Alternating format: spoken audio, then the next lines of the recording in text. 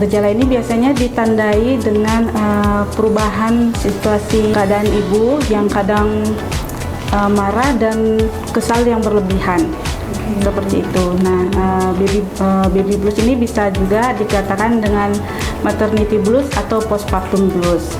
Biasanya sih baby blues ini sering terjadi pada ibu-ibu muda yang baru melahirkan anak pertama. Karena mereka kan biasanya kan kalau misalnya ibu-ibu yang dengan anak kedua atau anak ketiga, mereka sudah mulai punya pengalaman gitu. Kalau misalnya yang baru punya anak, apalagi anak pertama, mereka belum ada pengalaman sama sekali dalam hal mengurus baby seperti itu.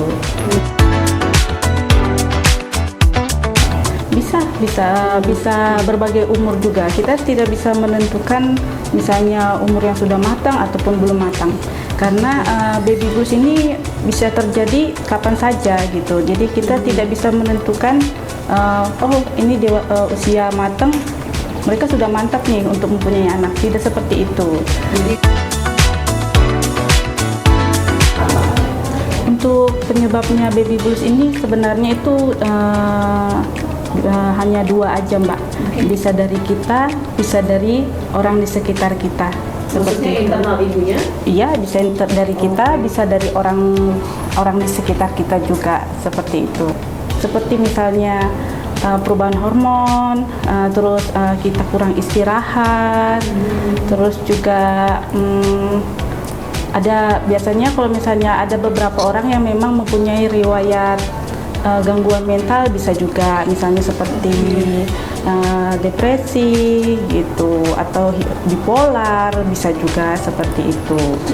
Ada ya kalau misalnya dia belum siap nih menghadap mempunyai bayi kayak gitu, karena ini baru pertama kali juga punya bayi. Nah, sementara biasanya kan kalau ibu-ibu yang memang belum mempunyai bayi itu kan mereka kan awalnya kan di rumah itu hanya berdua sama suami.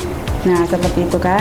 Habis itu ini dengan bertambahnya anggota keluarga di rumah dengan bayi gitu. Nah, bayi sama suami ini kan sangat berbeda kita mengurusnya.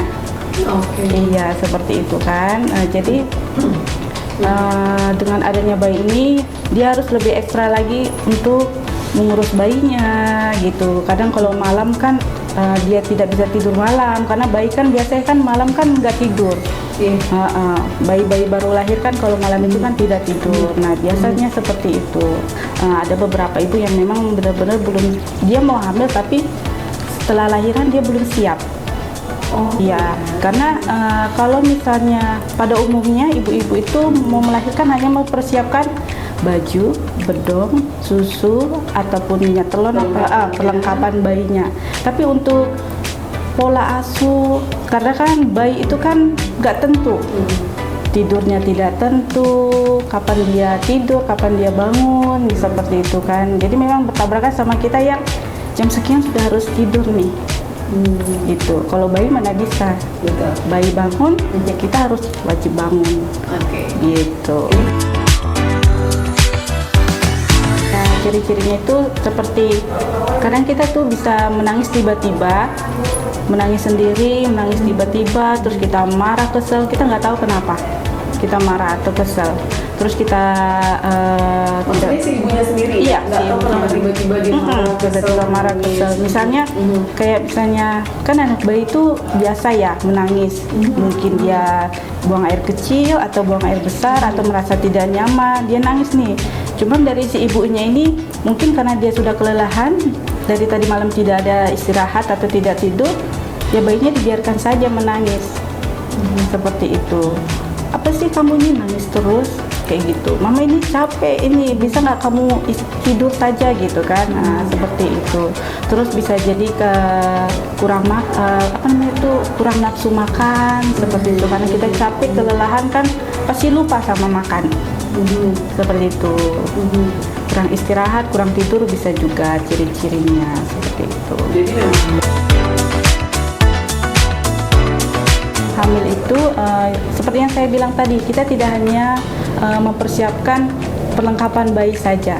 Nah, jadi kita harus mempersiapkan mental kita, apa saja dan bagaimana dalam mengasuh bayi yang baru lahir seperti itu.